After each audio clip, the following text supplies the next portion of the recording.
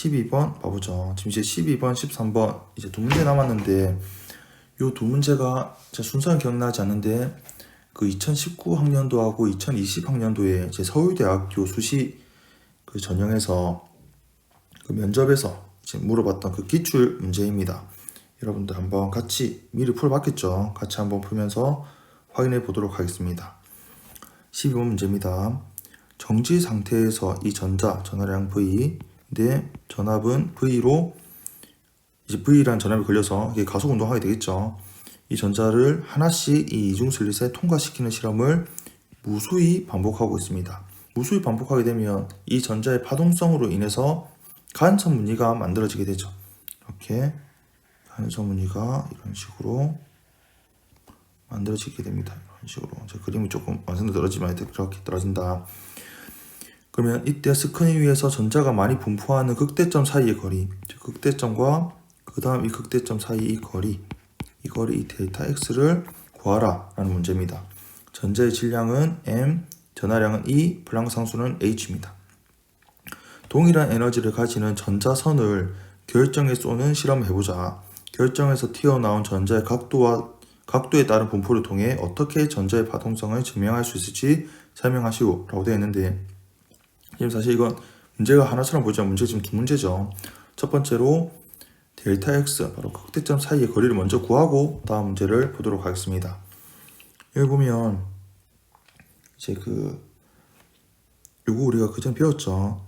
전하의 전하량이 E인데 그 전이차 V라는 전이차를 갖게 되면 EV, 이 곱이 바로 전자의 운동 에너지가 되죠. 그래서 그 운동 에너지는 2m분의 P제곱 값이 됩니다. 맞습니까? 그럼 이 P를 어떻게 나타낼 수 있냐면 운동량은 2m EV로 표현할 수 있죠.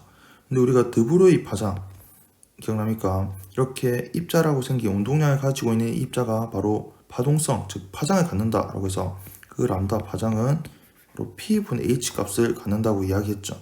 그래서 보통은 요 플랑크 상수 요 H 값이 워낙 그 값이 작기 때문에 보통은 이 파장 값이 너무 그 값이 작아져서 회절이라든지 그런 파동성이 나타나지가 않아요.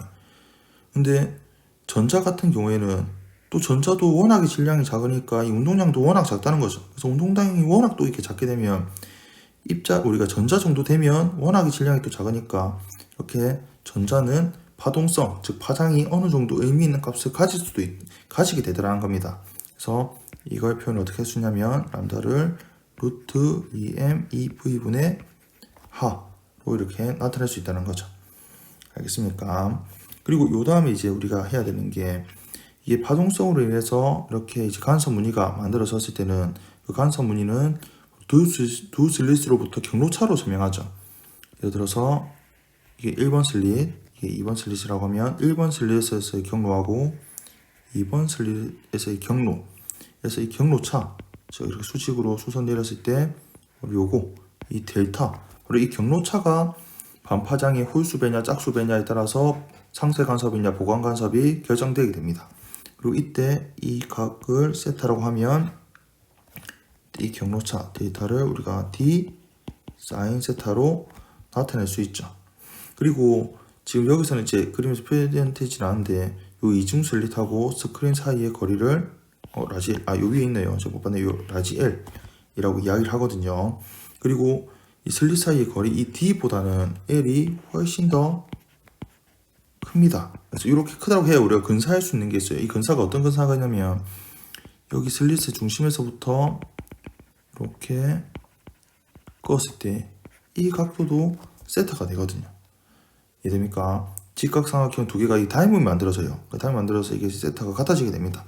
그래서 이렇게 바꿀 수 있고요. 또 경로차 D 사인 세타를 보면 세타가 아주 작을 때, 그러니까 이 중심에서부터 그렇게 먼 거리가 아니라 이 좁은 구간에서만 보면 근사적으로 사인 세타는 탄젠트 세타로 근사할 수 있죠. 세타가 매우 작을 때는 사인 세타와 탄젠트 세타는 그 값이 거의 같습니다. D 탄젠트 세타를 탄젠트 세타니까 L분의 X로 나타낼 수 있다는 거죠. 여기 L분의 가로축 L분의 여기 위치가 X가 되니까 그러면 이렇게 되고, 그러면 경로차가 D 곱하기 L분의 X인데 이게 반파장의 짝수배냐 또는 반파장의 홀수 배냐에 따라서 보강 간섭이 일어나냐 상쇄 간섭이 일어나냐 라고 이야기를 하는데, 우리가 지금 사실 좀 더 관심 많은 건 바로 이 보강 간섭에 좀 더 관심이 많습니다. 즉 경로차 d 곱하기 L분의 x가 n 람다일 때가 바로 보강 간섭인데, 요걸 통해서 우리가 이렇게 나타낼 수 있죠. d 곱하기 L분의 델타 x가 바로 람다 값이 되죠. 맞습니까? 이렇게 넘어가는 건 n이 1일 때를 말하는 건 아니고, 요 어떤 극대점과 그 다음 극대점 사이의 그 간격 델타 x가 바로 한 파장만큼 경로차가 난다는 거예요. 표현하기 따라서 이렇게 말할 수 있겠죠. 그래 보자면 첫 번째 극대 이 중심에서 가장 밝은 지점은 경로차가 0입니다. 그리고 중심에서부터 첫 번째로 밝은 여기가 바로 경로차가 한 파장 차이 나는 거죠. 그 다음에 두 번째로 밝은 여기가 경로차가 2람다만큼 나는 거예요. 맞습니까? 그러니까 밝고 그 다음 밝은 지점 사이에 이 경로차, 여기서 이제 델타 x, 이 델타 x는 바로 경로차가 람다고 2람다니까 경로차가 바로 람다만큼, 그러한 차이로 의미해서 여기 람다를 쓰는 거예요. 델타 x에 해당되는 경로차는 바로 람다만큼 나니까. 그래서 이렇게 쓰면 되겠습니다. 그러면 이걸 통해서 어떻게 정리해 볼 수 있냐면, 이제 그 문제에서는 델타 x를 표시하라 했잖아요. 그럼 델타 x는 t분의 L 람다예요. 근데 여기서 아까 람다가 이렇게 1번씩 슬쩍 써보죠. 이 1번씩을 이렇게 슬쩍 대입을 해보면 t분의 L에 루트 2m 2v분의 하, 그래서 이렇게 계산해보면 d 루트 2m 2v분의 hl 이렇게 표현할 수 있다는 거.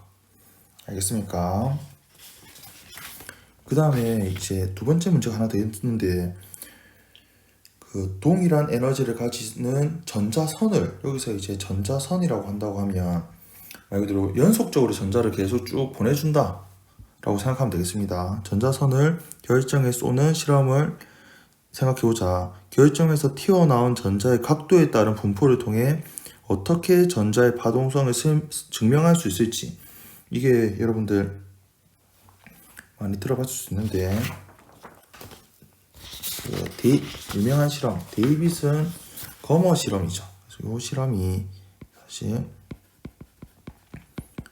데이빗은 거머 실험을 통해서 이게 뭐냐면 바로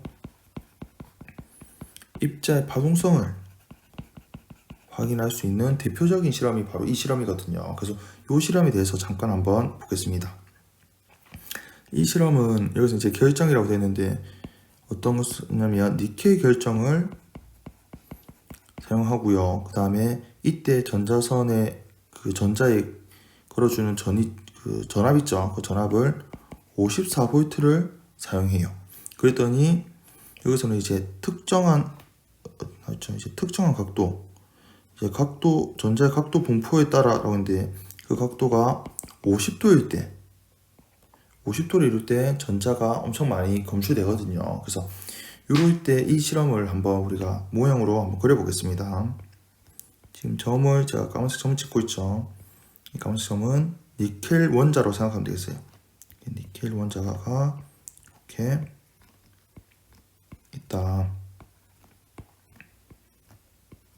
그럼 여기서 이제 니켈 원자가 이 니켈 원자 기준으로 전자, 그 가속 전위차로 인해서 가속된 전자를 이 결정면에 부딪히게 하는 건데, 이 결정면은 어떻게 그리냐에 따라서 결정면 종류가 되게 많아집니다. 지금은 가장 대표적인 결정면인 이러한 결정면을 한번 그려보죠. 이게 무슨 말이냐면, 어떤 전자는 이렇게 이제 입사하는 거죠. 이렇게 결정면에 입사해서 이 결정면에 충돌하고 이렇게 반사돼서 전자가 방출됩니다. 그리고 또 다른 전자도 이렇게 입사되고 그 다음 결정면에 맞고 이렇게 반사되는 거예요. 근데 아까 이 각도 있죠? 이 각도, 이 세타, 이게 50도일 때, 그때 여기서 마치 보강 간섭이 일어나는 것처럼 많은 전자가, 이 세타가 바로 50도일 때 많은 전자가 방출되었다는 거. 물론 이때 이 V는 54V입니다. 알겠습니까? 그래서 이거를 이제 글로 좀 적자면 이렇게도 적어볼 수 있을 것 같아요. 이제 전자선을 결정 표면에 조금 내려가면 쓸 데가 더 있나요? 좋습니다. 입사시킬 때 X선을 결정 표면에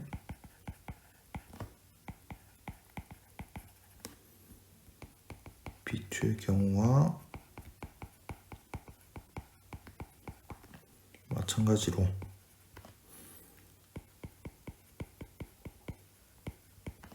입사한 전자선과, 여기서 입사한 전자선이라고 하면 요거죠. 이제 입사한 전자선과 결정면에서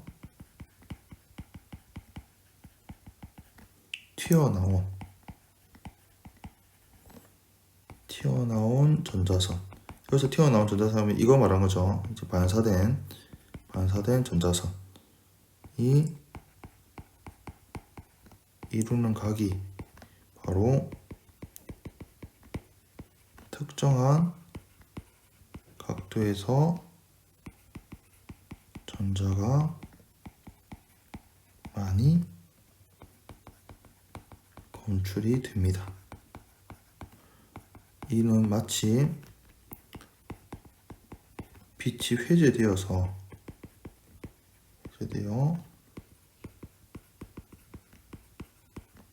특정 각도에서 보강 간섭하여 나타나는 현상으로 해석할 수 있죠. 해석할 수 있습니다. 이를 통해 바로 전자, 여기 보면 입자죠. 바로 전자의 파동성을 증명할 수 있게 됩니다.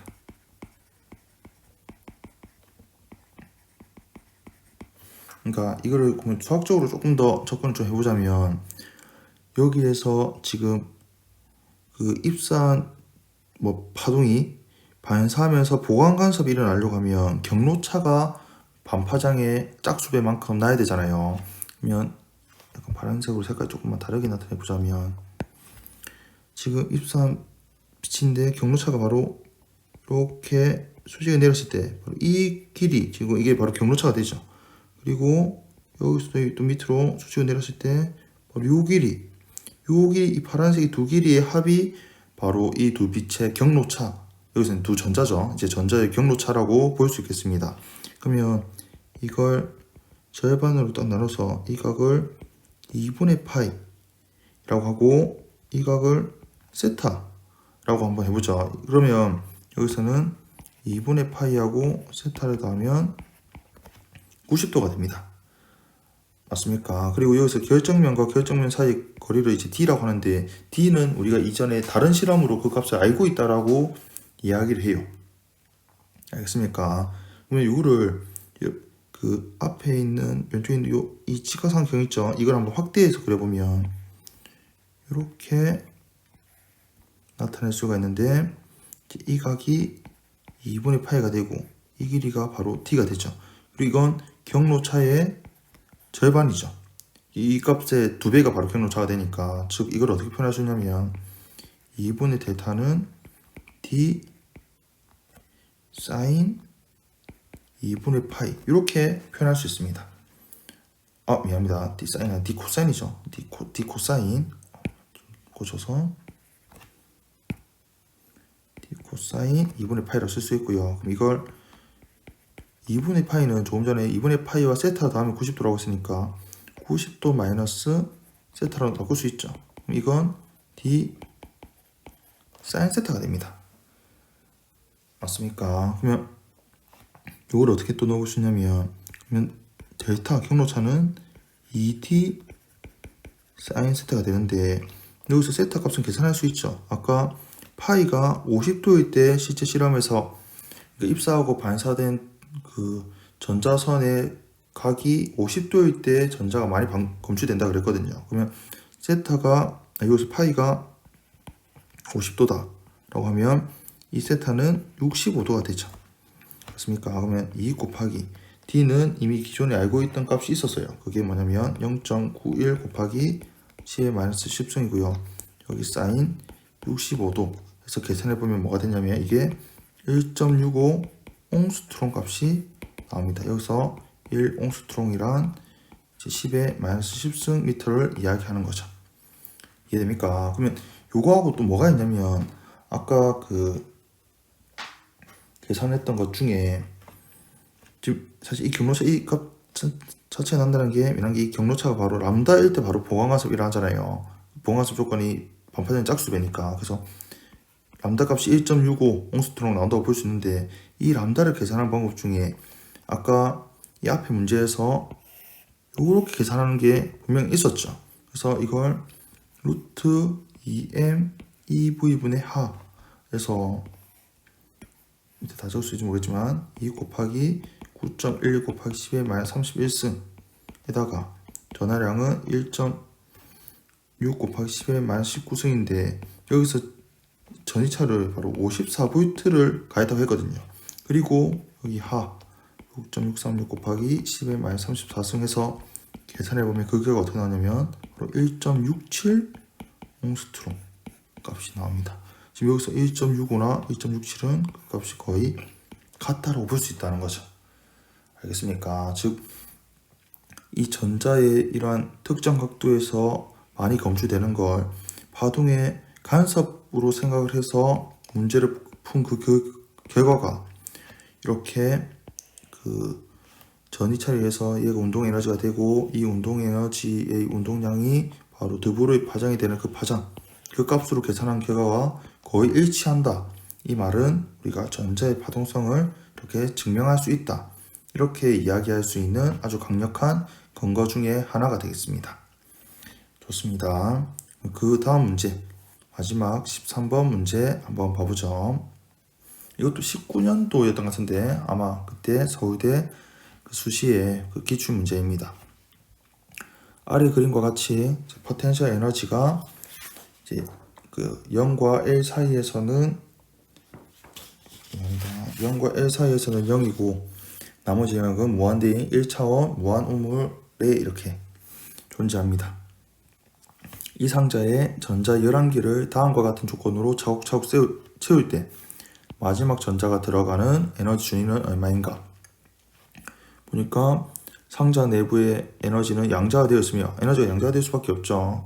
공식 외우는지 모르겠는데 무한 포텐셜에서는 2ml 제곱분의 하 제곱의 n 제곱 이렇게 값을 갖게 됩니다. 경계 조건을 만족해야 되니까. 그래서 그리고 바닥 상태 에너지 이 제로는 0.1 EV이다. 바닥 상태라고 하면 n이 1인데 사실 이 제로가 사실 좀 헷갈리긴 하지만 요건 이제 2ml 제곱분의 하 제곱이 되는 거죠. 이게 0.1 EV다. 물론 이거 만족하는 요 L이 있겠죠. 또 이렇게 가정하고요. 그 다음에 전자 스핀 양자수. 전자 스핀 양자수는 2분의 1 또는 마이너스 2분의 1. 그리고 또는 업스핀 또는 다운스핀 이렇게도 이야기합니다. 그리고 전자 사이의 전기적 상호작용 또는 중력과 같은 이런 외부 힘을 무시하고 전체 에너지가 최소가 되도록 전자를 채운다 라고 생각하면 되겠습니다. 여기 보면 그 수소 원자 같은 경우에는 이론 기억납니까? 이게 3차원 공간이기 때문에 양자수가 3개가 된다고 했어요. 3차원이기 때문에 X, Y, Z축에서. 그리고 1차원에서 X축과 같은 1차원 같은 경우에는 양자수가 몇 개였습니까? 1개였죠. 맞습니까? 여기서도 양자수가 1개죠. 근데 수소 원자 같은 경우에는 3차원이라서 양자수가 3개인데 플러스 1개가 되는 게 여기서 말하는 이제 스핀 양자수가 되는 거고, 여기서도 양자수 1개에 1개 또 플러스 될 수 있는 게 바로 스핀의 이 효과까지 해서 되겠습니다. 그러니까 이게 무슨 말이냐면 전자가 총 11개를 이제 하나씩 쌓일 텐데 처음 전자 1개를 놓는다 라고 하면 그건 바닥 상태 에너지 당연히 0.1 EV에 해당되는 에너지 상태를 전자가 갖게 되겠죠. 맞습니까? 그러면 그 다음 전자 한 개 더 넣는다. 에너지가 뭐가 될까? 그 전자도 바로 또 0.1 EV 값에 해당되는 에너지를 갖게 됩니다. 왜 그러냐면 이 안에는 업스핀과 다운스핀이라고 하는 스핀 양자수가 이렇게 두 가지를 가질 수 있기 때문에, 그럼 에너지는 같지만 서로 양자수는 서로 다른 상태가 될 수 있는 거죠.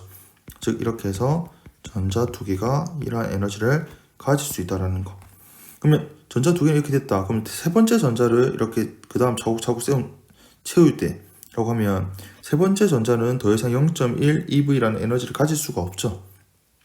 맞습니까? 이때는 더 이상 같은 양자수를 파울리, 베타 원리를 우리는 배웠죠. 그래서 같은 에너지를 가질 수가 없고 같은 양자수를 가질 수가 없으니까 그 다음 양자수는 바로 n이 2인 상태가 됩니다. n이 2인 상태. 여기서 n 2인 상태는 바닥 상태 에너지보다 4배 더 크죠. n 제곱이니까. 그래서 0.4 EV에 해당되는 에너지를 세 번째 전자가 갖게 됩니다. 이해됩니까? 여기서 요청하지만 n 제곱의 에너지가 n 제곱이 필요하거든요. 바닥 상태 에너지보다 그 다음 들뜬 상태는 4배 더 크다라는 거. 그래서 여기서도 마찬가지로 전자 두 개까지 이렇게 가능하죠.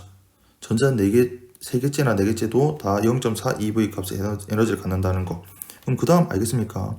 그 다음 다섯 번째 전자는 바로 0.9 EV, 즉 바닥 상태 에너지의 9배에 해당되는 에너지를 갖게 된다는 거. 여기서도 똑같이 업스핀, 다운스핀에서 전자 두 개까지 점유할 수 있게 되고요. 그 다음에는 1.6 EV라고 해서 여기서도 전자 두 개. 그 다음에 2.5 EV라고 해서 이렇게도 전자 두 개. 그럼 이렇게 하면 전자가 총 10개의 전자가 쌓이게 되었습니다. 그럼 문제에서 이제 11개니까 11개 마지막 전자는 2.5 EV의 그 다음이니까 바로 3.6 EV에 해당되는 에너지를 점유하게 되는 거죠. 스핀 양자수는 뭐 업이든 다운이든 둘 중 하나로 가지게 될 겁니다. 이해됩니까? 그래서 문제에서 물어보는 마지막 전자가 들어가는 에너지 준위는 뭐냐? 바로 정답은 3.6 EV이다. 이렇게 말을 할 수 있다는 거예요.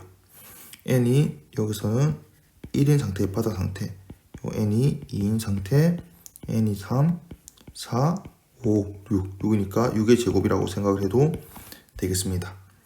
좋습니다. 그러면 그 다음 문제 한번 봐보죠. 이 상자에 아래 그림과 같은 에너지 분포를 갖는 빛을 조여주었답니다. 이때 에너지 분포 보니까 0.1 EV에서 1.5 EV에 해당되는 에너지를 가지고 있어요. 이 빛에 의해서 들뜬 상태로 올라간 전자는 자발 방출을 통해 다시 본래 상태로 되돌아온다. 일단 여기서 나와있죠. 하나의 전자가 한번 들뜬 상태로 전이한 후 원래의 에너지 준위로 돌아오며 빛을 내보내는 경우만을 생각하자 라고 이야기했거든요. 즉 이때 상자에서 나올 수 있는 빛의 에너지는 뭐가 있는지에 대해서 문제에서 물어보고 있습니다. 보면 무한 포텐셜 우물에서는 에너지가 양자화되어 있죠. 그러니까 모든 에너지를 다 가질 수 있는 게 아니라서 외부에서 비춰준 빛도 모두 다 흡수할 수 있는 게 아닙니다. 정해진 에너지만 이렇게 흡수할 수 있어요. 그러면 한번 생각해보죠. 만약 0.1 EV에 해당되는 전자가 들뜰 수 있는지 없는지를 우리가 봐야 되는데 여기서 비추는 에너지가 1 EV에서 1.5 EV에 해당되는 에너지를 방출하고 있기 때문에 0.1 EV 값이 만약에 흡수한다고 가정하면 1.0부터 1.5니까 최소 1.1에서 최대 1.6 EV에 해당되는 에너지를 갖게 됩니다. 네, 맞습니까? 근데 그 전자들이 지금 여기서 가질 수 있는 에너지 준위는 양자가 되어 있어요. 즉 0.1, 0.4, 0.9, 1.6, 2.5, 3.6에 해당되는 에너지를 가질 수가 있어. 물론 그 이유도 있지만 근데 그 중간값을 가질 수가 없죠. 즉 0.1 EV는 1.1에서 1.6 사이에 해당되는 양자화된 에너지가 뭐가 있습니까? 바로 여기 1.6 EV가 있죠. 즉 바닥 상태의 0.1 EV에 해당되는 전자는 비춰주는 에너지 중에 1.5 EV에 해당되는 에너지를 흡수하면 1.6, 즉 n이 4인 상태로 들뜰 수 있다는 겁니다. 맞습니까? 그럼 들뜨게 되면 여기서 이제 또 자발 방출을 하면서 또 빛이 내분다고 했으니까 얼마만큼 또 여기서 상자에서 나올 수 있는 빛의 에너지, 이 빛의 에너지가 바로 뭐가 되겠습니까? 1.6에서 1.2, 즉 1.5 EV에 해당되는 에너지를 방출할 수 있다는 거죠. 좋습니다. 그럼 그 다음 0.4 EV 값은 만약 흡수한다고 하면 1.4에서 1.9인데 1.4에서 1.9 또 어떤 게 있습니까? 바로 이 사이에 해당되는 1.6 EV 값이 또 있죠. 여기 해당되는 에너지 다 흡수한다는 게 아니에요. 만약 그 가능한 에너지 분포가 이건데 실제로 가능한 건 양자화되어 있으니까 1.4부터 1.6 사이에 1.9 사이 가질 수 있는 에너지는 1.6밖에 없다는 거죠. 즉 1.6으로 들이킬 수 있어요. 근데 1.6에서 다시 0.4가 되면 어떻게 될까? 바로 방출하는 건 1.2 EV에 해당되는 에너지를 방출하게 되죠.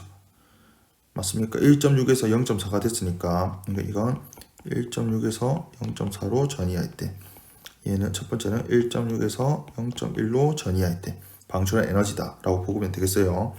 그 다음에 0.9 그럼 EV는 에너지가 흡수하면 1.9에서 2.4인데 보면 1.9에서 2.4에 해당되는 양자화된 에너지가 없죠. 허용되는 게 없어요. 즉 여기서는 전혀 흡수하는 에너지가 아예 없다 라는 거. 세 번 0.9 EV에 해당되는 전자는 에너지 흡수를 전혀 하지 않는다 라고 말하면 되겠습니다. 그럼 전혀 또 방출하는 것도 없겠죠.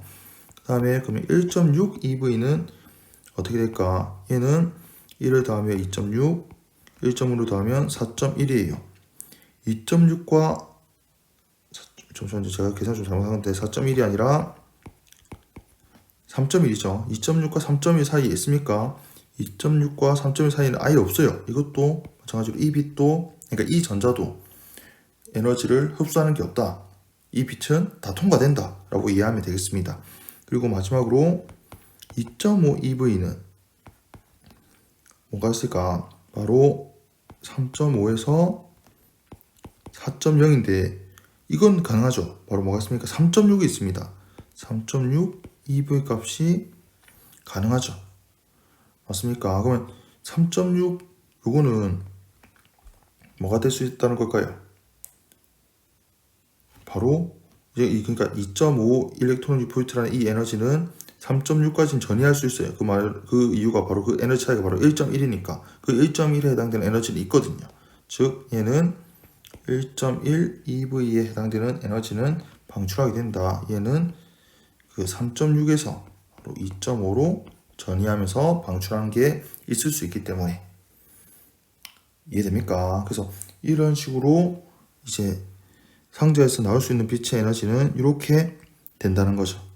그럼 다른 게 더 있겠습니까? 보면 3.6도 한번 봐볼까요? 3.6 EV 11번째 전자죠. 이 전자는 흡수하면 4.1 그리고 1.5로 계산하면 5.1인데 사실 그 3.6 그 다음에 우리가 계산하지 않지만 양자화된 에너지를 넣어보면 7이면 그 다음 4.9거든요. 4.9 EV가 가능하죠. 그럼 여기서도 마찬가지로 여기서도 4.9 EV까지는 전이할 수 있는 거예요. 왜? 이게 바로 양자화된 것 중에 허용된 에너지 순이니까. 그러면 4.9에서 그 3.6이라고 하면 어떤 에너지를 흡수하겠습니까? 3.6에서 4.9 흡수할 수 있죠. 그 차이가 바로 1.3이니까. 맞습니까? 그럼 여기서 허용되는 건 1.3 EV도 있네요. 왜 그러냐면 4.9로 전이했다가 3.6으로 전이하는 것도 있을 수 있기 때문에. 알겠습니까? 이렇게 해서 상자에서 나올 수 있는 빛은 1.1, 1.2, 1.3, 1.5 이렇게 해당되는 빛의 에너지는 이 상자에서 나올 수 있다. 그렇게 이해하면 되겠습니다.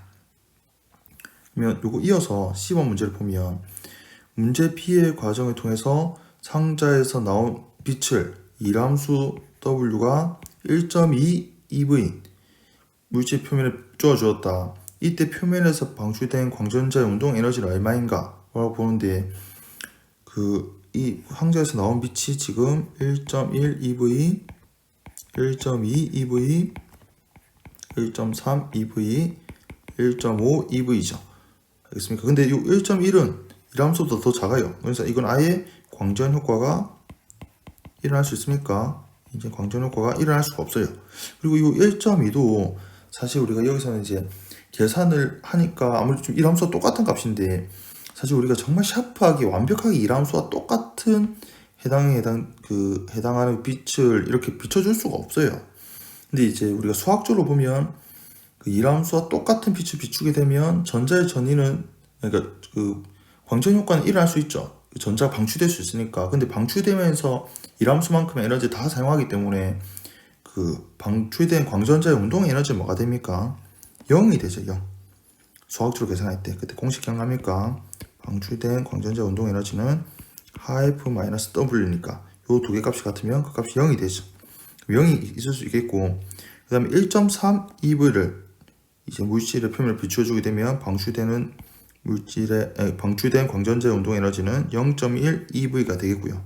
그 다음에 1.5를 비춰주게 되면 그때는 1.2람수 1.2니까 0.3 EV에 해당되는 운동 에너지를 광전자가 가지게 되겠다. 그래서 이렇게 정답을 쓸 수 있겠습니다.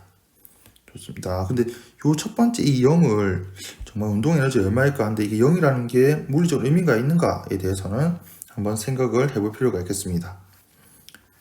예, 마지막 D입니다. 양자물리에 의하면 전자는 입자와 파동의 이중성을 갖는다라고 이야기하죠. 그리고 문제 C의 결과로 나온 전자를 아래 그림과 같이 한 번에 하나씩 이중 슬릿을 통과시키는 실험을 한다고 한번 가정해보죠. 그러면 다음 각각의 결과에 따라서 우리가 한번 그 결과를 생각해 볼 수 있는데, 우리는 알겠지만 전자를 하나씩, 하나만 딱 보내고 말았다 라고 하면 그 전자는 이 스크린에 도착합니다. 근데 그 도착하는 게 전자점이라고 해서 입자처럼 나타나요. 말 그대로 전자가 두 개의 슬릿 중에 하나의 슬릿을 통과해가지고 스크린에 이렇게 나타나는 걸 확인할 수 있죠. 전자 하나씩 보내면. 근데 이 실험이 되게 재밌는 건 전자를 한꺼번에, 그러니까 많은 전자를 한꺼번에 보내게 되면 스크린에 간섭 무늬 현상이 나타납니다. 그래서 사람들이 생각하기를 그러면 전자를 한꺼번에 보내지 말고 전자를 하나씩 한번 보내보자 하니까 전자를 하나만 딱 보냈더니 스크린에 별다른 특징이 없어요. 그 다음에 또 한 개를 또 보내고 그 다음에 또 한 개를 보내고 하는데 이게 수십 개 정도 됐을 때까지는 스크린에 그러한 특징이 나타나지 않습니다.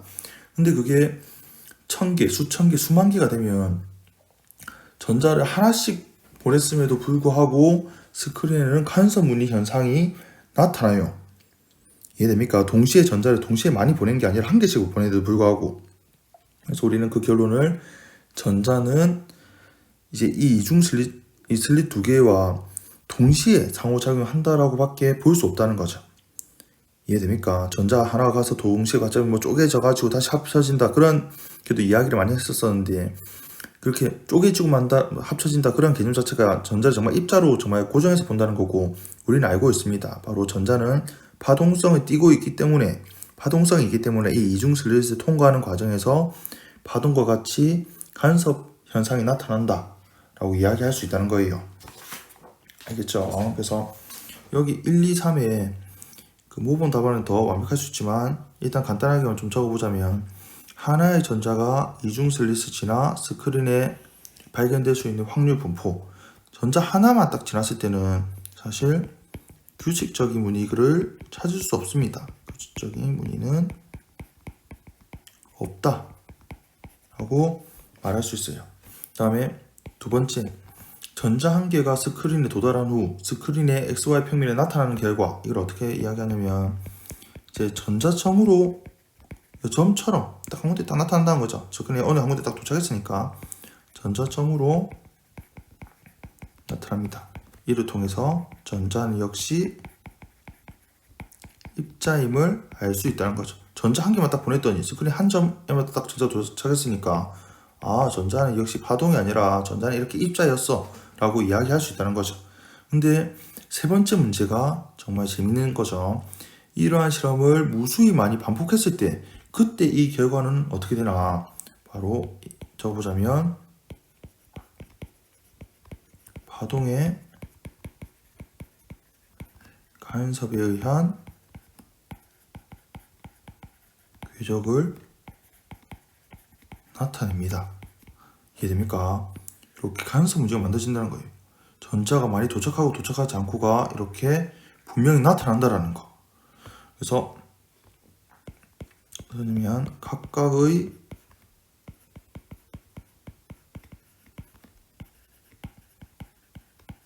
전자의 도착은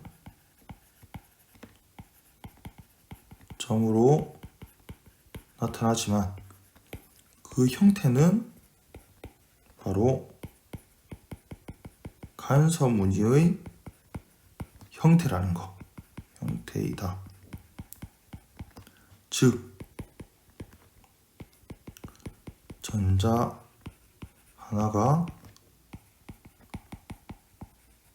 두 슬릿과 동시에 상호작용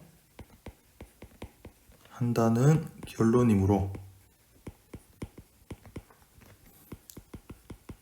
전자가, 또는 이것은 이제 입자라고 도식했죠. 전자가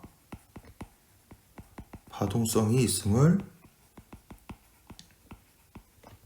알 수 있게 됩니다. 좋습니다. 사실 요렇게 하면 이제 42장 원자 물리학 이제 문제를 이렇게 한번 풀이 영상 찍어 봤는데요. 사실 문제가 평소보다 조금 더 많긴 했죠. 근데 그만큼 사실 우리가 그 양자역학 관련해서는 문제를 좀 많이 풀어봐야 됩니다. 그래서 조금 이 영상 찍을 때 한 문제, 두 문제라도 조금 더 넣어 보려고 나름 신경을 좀 써봤는데 여러분들한테 조금 도움이 되었으면 좋겠습니다. 혹시나 풀리지 않았던 문제는 뭐 우리가 또 수업 시간에 또 우리가 줌을 통해서 만나게 되니까 미리 궁금했던 거 좀 체크했다가 그때 좀 자유롭게 정말 편하게 또 질문해서 조금 더 깊이 있게 우리 모두가, 저도 그렇고 여러분도 그렇고 좀 깊이 있게 이해할 수 있는, 그런 사고할 수 있는 그런 시간을 가졌으면 좋겠습니다. 아마 긴 시간 동안 본다고 정말 고생 많이 했고, 그럼 이렇게 마무리하도록 하겠습니다. 다들 수고 많았습니다.